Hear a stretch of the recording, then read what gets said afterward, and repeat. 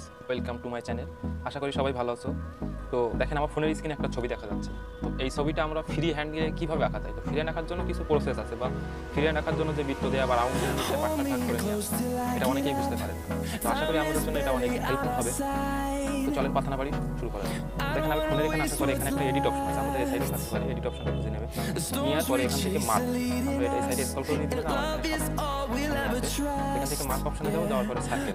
ঠিক আছে, এখান থেকে আমরা চাইলে কিন্তু কালার পরিবর্তন করে নিতে পারবেন। আমি এখানে লাল রঙে রাখছি, আমাদের হাত দিয়ে একটা বৃত্ত। ঠিক আছে, এখান থেকে সাইজ অপশন, সাইজ অপশন থেকে টাচ করে এটা আরো চিকন করে দিই। এবার দেখেন এই বৃত্তটা বসানো সব থেকে ইম্পর্টেন্ট একটা কাজ, আমরা বৃত্তটা কোথায় এবং কীভাবে বসাবো। দেখেন আমি এখানে বৃত্তটা এই যে নোটসের নিচের দিকে, যেহেতু আমার কান কিন্তু এখনো বৃত্তের মধ্যে আসে না, সেহেতু কিন্তু আমি বৃত্তটা আরো বড় করে দেবো। ঠিক আছে,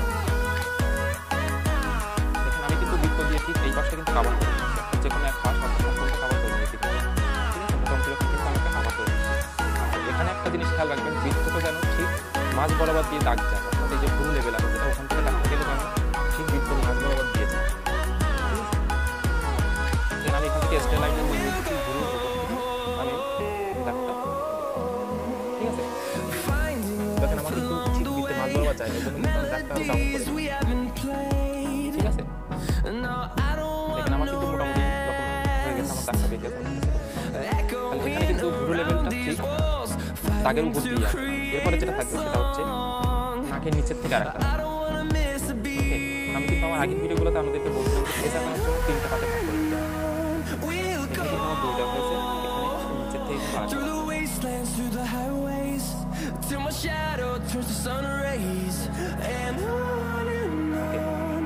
এখান থেকে এটা করার পর আমরা যেটা করবো সেটা হচ্ছে এখান থেকে একটা সার্কেল নিয়ে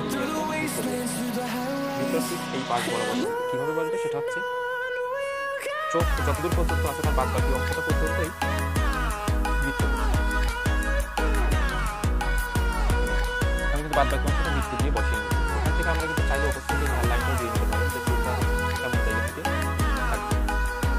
ওকে, দেখুন আমি কিন্তু এখানে 3টা ভাগ করে নিয়েছি, যে কোনো ফেস আঁকার জন্য এটা কিন্তু হচ্ছে বেসিক নিয়ম, যে ফেসটাকে কয়টা ভাগে ভাগ করতে হয়। তাহলে দেখুন 1, 2, 3 3টা ভাগে ভাগ করে নিয়েছি। এখান থেকে সার্কেলটা লম্বা করে একটু বাঁকানো, এটা কি করবেন ঠিক ফেসের মাঝ বরাবর বসিয়ে। ঠিক আছে, মাঝ বরাবর লাইনটা আমার হচ্ছে যে কানের এখান থেকে একটা আউটলাইন আছে, তারটা একটু বাঁকানো আছে, যেভাবে বাঁকানো আছে ঠিক সেভাবে বসিয়ে। তো আমার কিন্তু ফেসটা আঁকানোর জন্য মোটামুটি যখন কমপ্লিট, আমি ছবিটা শেষ করে নিয়েছি। এবার কিন্তু এখানে আমি যেভাবে বৃত্ত দিয়ে আঁকছিলাম বা এটাকে আমি গ্রেড প্রথম করে নিয়েছি লাল দাগগুলো দিয়ে, আপনারা কিন্তু ঠিক এইভাবে এটাকে করে নিন। ঠিক আছে, এবার আমি এখানে যেভাবে গ্রেডের মাধ্যমে কাজটা করছি ঠিক একইভাবে কিন্তু আমি এবার ছবিটা আঁকবো। তার জন্য আমার প্রথম কাজ যেটা থাকবে সেটা হচ্ছে বৃত্ত দেয়া। তো আমি কিন্তু এখানে একটা বৃত্ত দিয়ে নেব। বৃত্তটা কিন্তু আমরা যে কোনো ভাবে দিতে পারি, আমি একটু বড় করে আঁকার চেষ্টা করছি আমাদের বোঝার সুবিধার্থে। ঠিক আছে,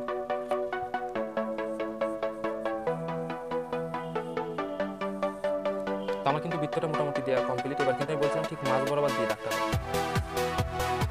এটা আমি এখান থেকে এই যে মাঝ বরাবর দাগটা দিয়েছিলাম। তারপর থেকে যে নাকের যে অংশ সেটার জন্য আরেকটা নিচের থেকে এই দাগটা যতটুকু, পরের দাগটা কিন্তু ততটুকুই হবে, অর্থাৎ ফাঁকা স্থানটা কিন্তু ঠিক ততটুকুই হবে।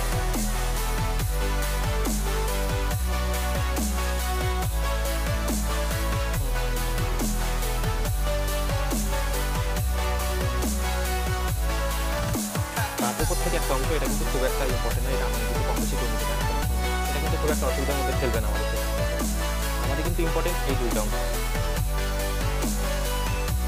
ঠিক আছে, এবার দেখেন এই দাগটা কিন্তু এই বরাবর এসছে, এখান থেকে যে বরাবর এসছে আমি এখান থেকে ধরে একটা অনুমান করে দাগটা টেনে দেব।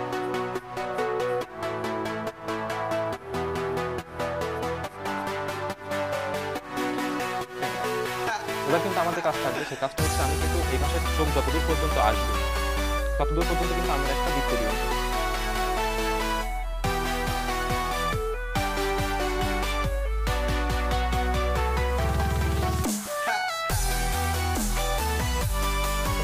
দেখেন আমার কিন্তু বৃত্ত দেওয়া কমপ্লিট। এবার আমাদের কাজ থাকে এখান থেকে কিন্তু দাগটা কোনাকুনি ছিল, ঠিক আছে। আর এখান থেকে তো আমাদের এই যে ঘুগনি অংশ,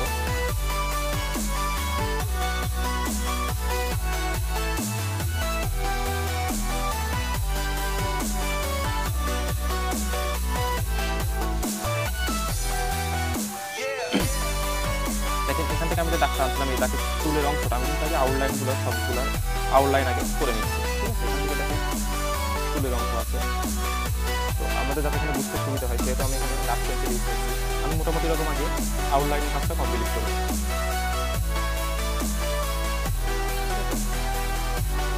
এখান থেকে দেখে এর ওপর থেকে যে ভুল লাইনটা থাকবে, কিন্তু এর ওপর থেকে আমি ভুল লাইনটা কিন্তু দিয়ে দিচ্ছি, আমার কিন্তু বোঝার সুবিধা আছে আমার কোন লেভেলে কোনটা ছিল। তো ভুল লেভেলটা দেওয়ার পরে কিন্তু আমার চুল আঁকটা আরও বেশি ইজি হয়ে যাবে, কারণ চুলটা কিন্তু ভুল লেভেল পর্যন্তই আসে। ঠিক যেখান থেকে আসে সেই জায়গাগুলো আমরা ঠিক সেইভাবে করবো, কম বেশি করার কোনো দরকার নাই। যে যেভাবে গেছে আমরা সেইভাবেই তাকে দিয়ে দিব। ওকে, এখানে এই যে দাগটা, এই দাগটা কিন্তু কানের অংশ, কিন্তু এই নিচের থেকে কিন্তু চুল আছে।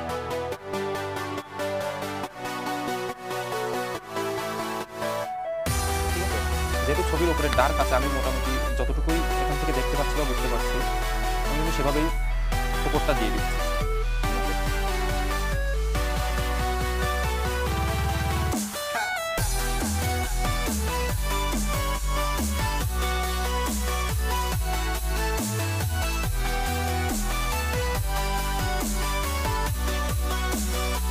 আমার কিন্তু মোটামুটি চুলের কাজ কমপ্লিট হয়ে গেছে। এখানে কানের যে অংশটা আছে, একটু বোঝার সুবিধাটা আমরা একটু জুম করে নেবেন, আমি কানটা এখান থেকে আঁকিয়ে দিই।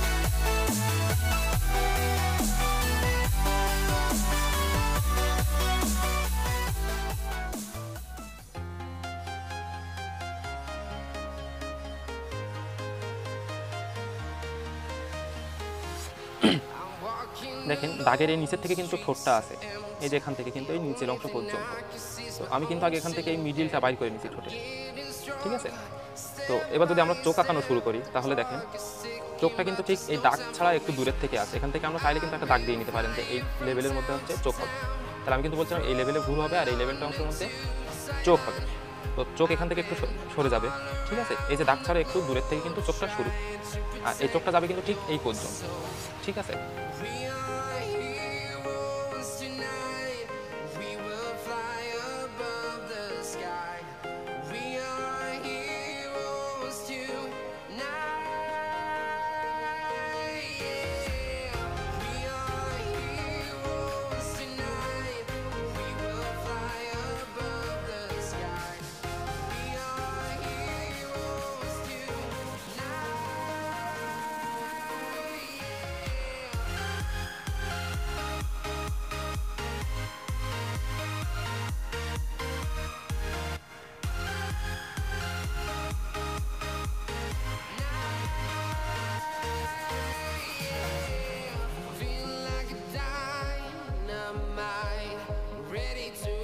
দেখেন আমার কিন্তু এই পাশের চোখটা কমপ্লিট হয়ে গেছে।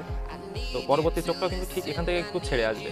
দেখেন এই যে দাগ, দাগ ছাড়া একটু দূর থেকে কিন্তু আছে চোখটা, ঠিক আছে।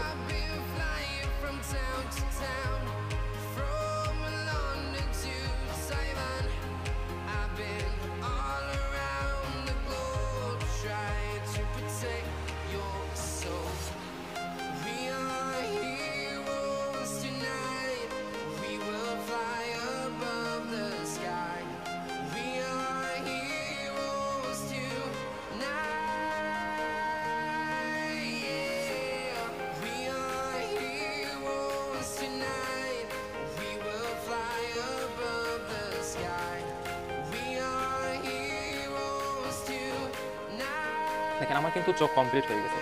তো এখানে যে ভ্রুর লেভেলটা আছে অপোজিট সাইডে, দেখেন এখানে যে ভ্রুটা আছে ওটা কিন্তু মোটামুটি এরকম চুল দিয়ে ঢাকা আছে, ঠিক আছে। এখান থেকে আমরা কি করবেন, এখান থেকে হালকা একটু বোঝা যাচ্ছে, তো ভ্রুটা এখান থেকে হালকা একটু দিয়ে দিবে, এটা হালকা একটু বোঝা যায়। আর বাদ বাকিটা কিন্তু এখান থেকে এই চুলে ঢাকা দেয়, চুলের মাথাগুলো টেনে দেবেন, দিলে কিন্তু এটা ঢাকা থেকে যাবে।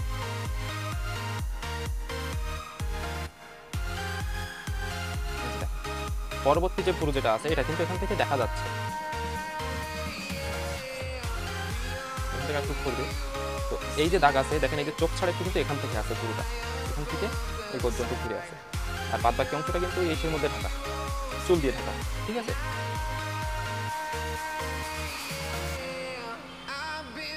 এখানে আমার কিন্তু চোখ কমপ্লিট হয়ে গেছে এখানে।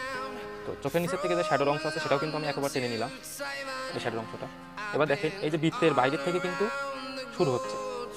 তো এখানে কিন্তু আমাদের আরেকটা ইম্পর্টেন্ট কাজ, সেটা কিন্তু হাতের কম্পোজটা নিয়ে আসা। হাতটা কিন্তু এখানে বিশেষ রকম একটা ভূমিকা রাখছে ফেসের উপর প্রভাব ফেলার জন্য। তো তার আগে আমাদের কাজ থাকবে সেটা হচ্ছে, আমি আমাদেরকে বোঝার জন্য এখান থেকে আরেকটু ডিটেলসে করে দিচ্ছি। দেখেন এই যে চোখ আছে কাকানোর জন্য ঠিক এখান থেকে আমরা এই দুই চোখের মাঝ বরাবর যে ফাঁকা জায়গা আছে এই বরাবর দাগটা নেবেন, এই অংশটার মধ্যে কিন্তু হচ্ছে না করে। তো প্রথমে যে কাজ থাকবে এখানে আমরা একটা বৃত্ত দিয়ে নেবেন। ঠিক আছে, বৃত্ত দেওয়ার পরে নিচের থেকে যে অংশগুলো আছে বা এখান থেকে যে ডার্ক অপশনগুলো আছে সেই অপশনগুলো আগে বাইর করে নেবেন। নেওয়ার পরে রাউন্ড করে এখান থেকে একটু ঘুরে দিতে হবে।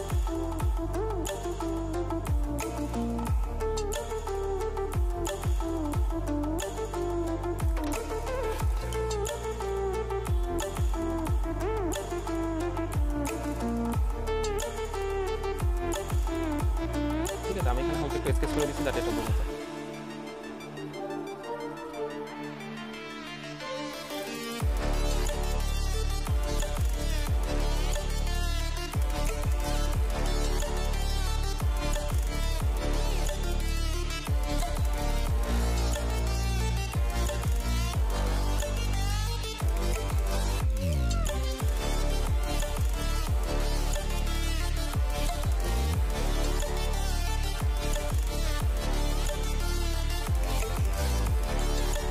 দেখেন এই যে শ্যাডো দিচ্ছে এটা কিন্তু ইম্পর্টেন্ট ব্যাপার না, ইম্পর্টেন্ট কিন্তু আগে ফেসটাকে নিয়ে আসা। এই শ্যাডোটা কিন্তু আমরা ফেসটা নিয়ে আসার পরে দিতে পারি না আমাদের মতো। শ্যাডোটা বলতে হচ্ছে আলো ছায়া, যেটা যে কোন অংশটা ডার্ক আছে কোন অংশটা লাইট আছে, এই অংশটা বাইর করার কাজ কিন্তু শ্যাডো বলা হয়।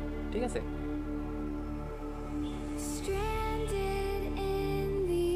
ওকে। এবার দেখেন এখানে ঠোঁটের কম্পোজিশনটা আমি যদি শুরু করি, আমার বৃত্ত আছে কিন্তু এখান থেকে, ঠিক আছে, ঠিক এখান থেকে কিন্তু এইভাবে ঘুরছে।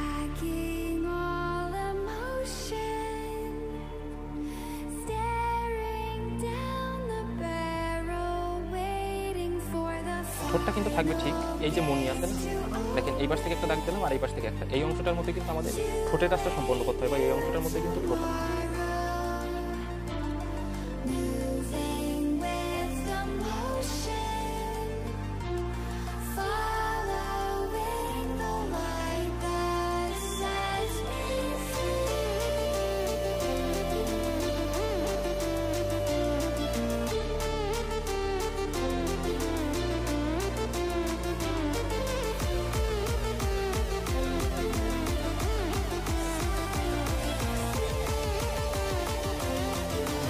এবার কিন্তু আমি হাতের কম্পোজিশনটা শুরু করবো।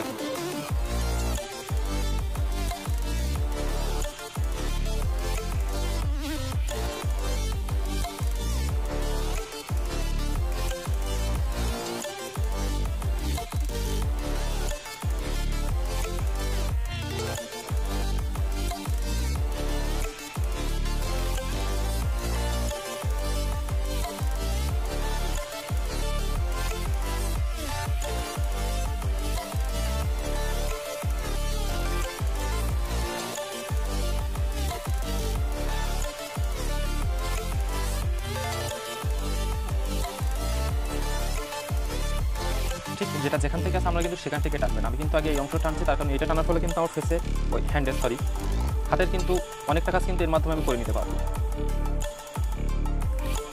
এখান থেকে একটু মোটা আমার চিকন হয়ে গেছে।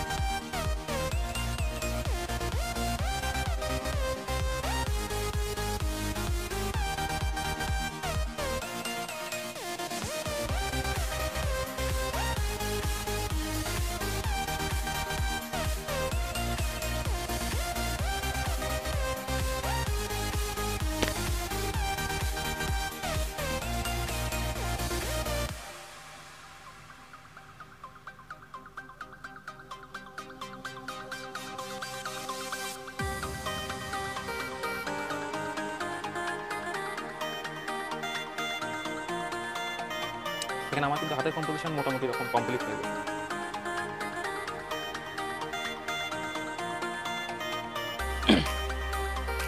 ফেসটা কিন্তু ঠিক এর বাড়ি দিয়ে এইভাবে আছে। এবার শেষ ফেসটা কিন্তু ওইভাবে মোটামুটি দেখা যাচ্ছে না, বা হাতের কম্পোজিশনের কারণে কিন্তু ওটা ঢাকা এখান থেকে দেখেন ঠিক নিচের থেকে জামার যে অংশটা,